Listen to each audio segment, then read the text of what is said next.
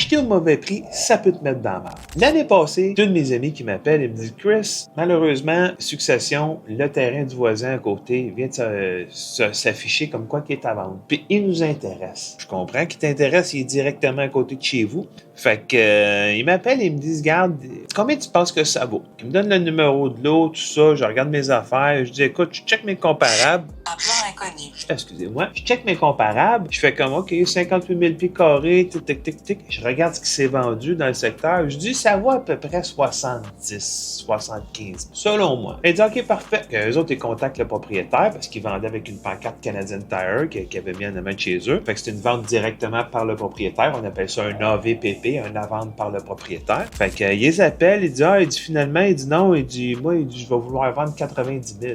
Là, mes clients me rappellent, mes amis me rappellent, ils disent « Chris, ouais, là, il veut 90. » Je dis « Mais tu sais, des fois, payer un petit peu plus cher pour un produit qui est particulier parce que chez vous, à côté, c'est le terrain qui est directement à côté, c'est émotionnel, tu sais, pour toi, ça peut valoir la peine. Mais dans tous les cas, ça sera à toi de faire tes discussions avec ta femme puis avec ta blonde puis de regarder si ça vous convient. » Fait que ça reste comme ça. Fait que là, le monsieur, il parle avec le vendeur, tout ça. Oh, là, le monsieur était rendu à 120 000. Il dit là, il dit... Fait que là, le vendeur, il est en train d'un peu de mousser sa vente. Là, je dis à mes amis, je dis, écoutez, j'ai dit, moi, je te dis que ça va à peu près 75, 70, 80. Là, il veut 90, un petit peu plus cher. Après ça, hop, là, il me dit, il veut 120. Puis là, ben, c'est à vous autres de prendre la décision. Moi, je trouve que ça commence à être un peu cher. Si je regarde mes comparables vendus, le plus que tu payes, que probablement tu vas l'absorber sur l'appréciation dans le temps. Mais dans tous les cas, ça commence à être cher. Fait que là, ben là, le vendeur, il a trouvé quelqu'un d'autre, nanana. Fait qu'à un moment donné,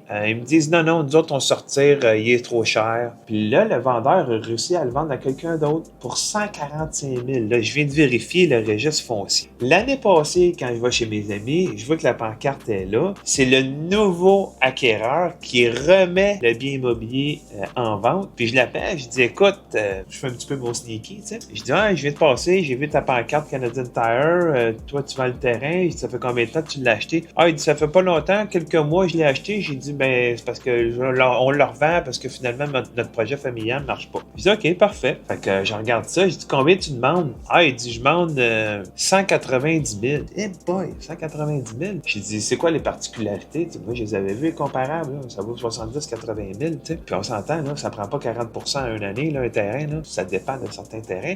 Mais dans tous les cas, acheter au mauvais prix, ça peut te mettre dans la merde. Parce que là, je regarde, là, il est rendu sur du proprio à 190 000, mais il vend pas le terrain. T'sais, fait que lui, c'est sûr qu'il a payé 145, ses frais d'acquisition.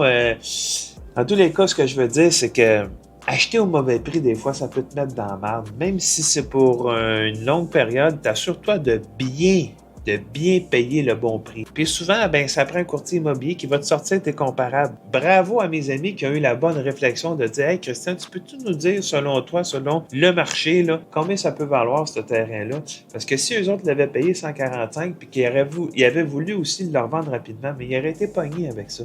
Fait qu'aujourd'hui, ils essaient de le vendre. Dans tous les cas, guys, ce que je veux dire, c'est qu'avant d'acheter un bien immobilier, assurez-vous de payer le bon prix. Puis souvent, ben, ça prend une évaluation, ça prend des comparables vendus, puis le courtier immobilier, il est là pour t'éduquer là-dessus.